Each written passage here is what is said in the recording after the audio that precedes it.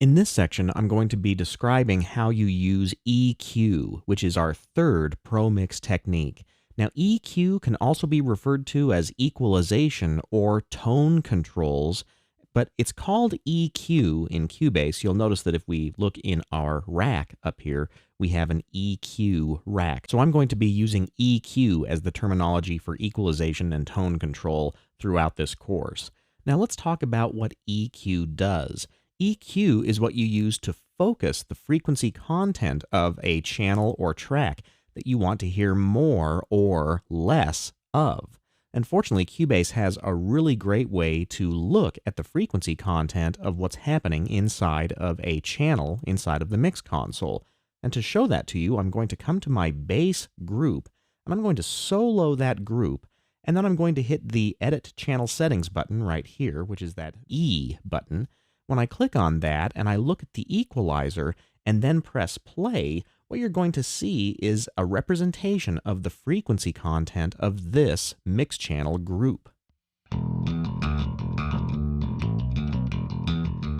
See this little graph, this green graph as it goes across the screen?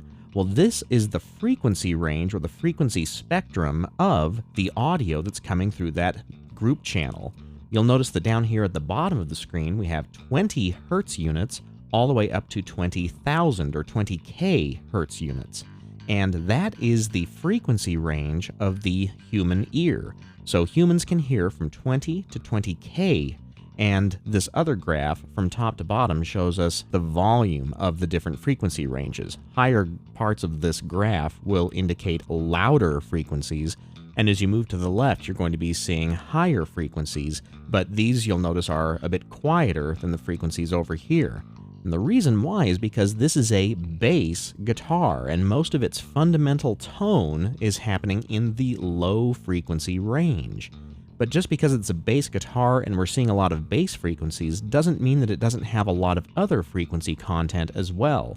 Not fundamental frequency content, but harmonic content.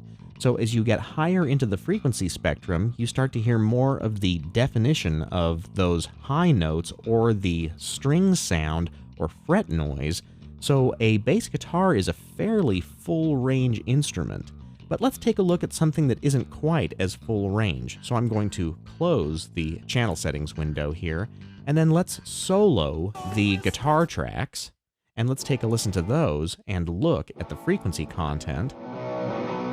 You can see there's not nearly as much low frequency information as there was in the bass guitar. Most of the guitar frequencies happen from about 100 Hz up to about 5 kilohertz, and then they really ramp off towards the high frequencies up here.